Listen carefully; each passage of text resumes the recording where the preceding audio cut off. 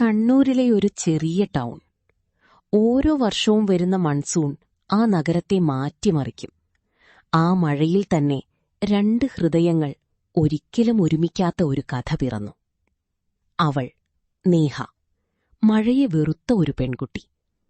അവൻ ആദർശ്, മഴയെ പ്രണയിക്കുന്ന ഒരാൾ. ആദ്യമായി അവർ കണ്ടത് ബസ് സ്റ്റോപ്പിൽ.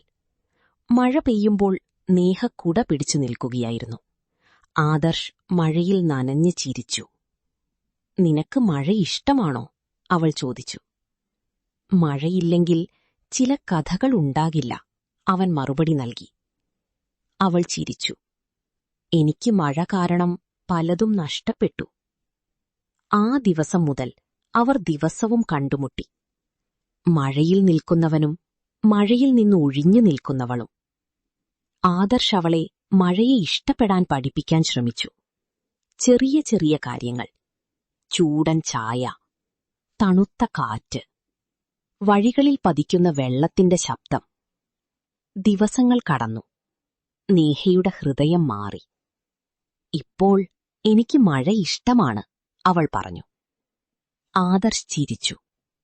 "അപ്പോൾ നീ എന്നെയും ഇഷ്ടപ്പെടുന്നുണ്ടോ?" അവൾ നിശബ്ദമായി ചിരിച്ചു. "അതെ." ആ നിമിഷം മഴ കൂടുതൽ സുന്ദരമായി തോന്നി. പക്ഷെ ജീവിതം എല്ലായ്പ്പോഴും ഒരേപോലെ പോകില്ല. ഒരു ദിവസം വലിയൊരു മഴ. നഗരം മുഴുവൻ വെള്ളത്തിൽ മുങ്ങി.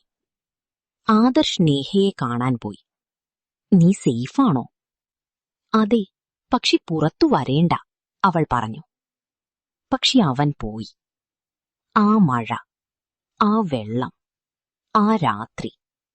അവൻ തിരികെ വന്നില്ല. അടുത്ത ദിവസം ഒരു വാർത്ത: പ്രളയത്തിൽ ഒരാൾ കാണാതായി. നേഹയുടെ ലോകം തകർന്നു. അവൾ മഴയെ വീണ്ടും വെറുക്കാൻ തുടങ്ങി. വർഷങ്ങൾ കഴിഞ്ഞു. ഒരു ദിവസം ചെറിയൊരു മഴ. നേഹ പുറത്തേക്ക് നടന്നു. അവൾ കൈനീട്ടി മഴ തൊട്ടു.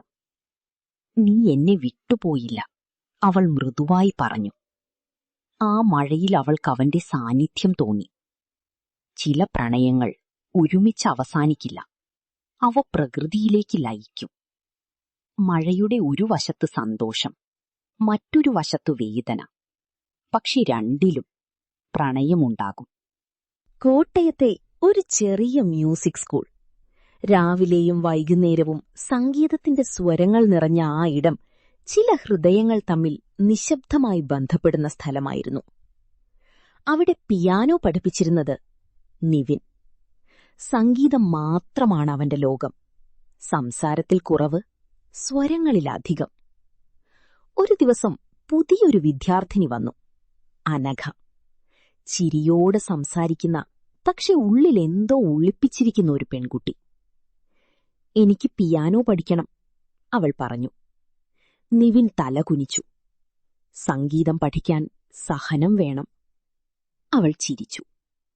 "എനിക്ക് സമയം കുറവാണ്, പക്ഷെ ഞാൻ പഠിക്കും."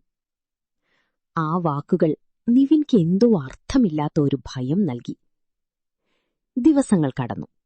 അനഘ പതിവായി ക്ലാസ്സിലെത്തി. പിഴച്ച നോട്ടുകൾ, ചിരിയോടെ തിരുത്തൽ. അവൾ ധീരെ ധീരെ സംഗീതത്തിൽ മുങ്ങി. "നിനക്ക് ഇഷ്ടപ്പെട്ട ഒരു പാട്ടുണ്ടോ?" നിവിൻ ചോദിച്ചു. "ഉണ്ട്, പക്ഷെ ഞാനത് പൂർണ്ണമായി ഒരിക്കലും കേട്ടിട്ടില്ല." "എന്തിന്?" "ആ പാട്ട് കേൾക്കുമ്പോൾ ഞാൻ കരയും." നിവിൻ ഒന്നും ചോദിച്ചില്ല. ഒരു ദിവസം അവൾ ഒരു പാട്ട് പ്ലേ ചെയ്തു. നിവിൻ അത് പിയാനോയിൽ വായിച്ചു. ആ സ്വരങ്ങൾക്കിടയിൽ അനഘയുടെ കണ്ണുകൾ നിറഞ്ഞു. "ഇത് എന്റെ ജീവിതം പോലെയാണ്." ആ ദിവസം അവർ തമ്മിൽ കൂടുതൽ അടുത്തു. പക്ഷെ ഒരു സത്യം നിവിൻ അറിയാത്തതായിരുന്നു. ഒരു ദിവസം അനഘ ക്ലാസ്സിൽ വന്നില്ല. അടുത്ത ദിവസവും. നിവിൻ ആശങ്കപ്പെട്ടു. അവളുടെ വീട്ടിൽ പോയപ്പോൾ ഒരു സത്യം: അവൾക്ക് ഗുരുതരമായ രോഗം.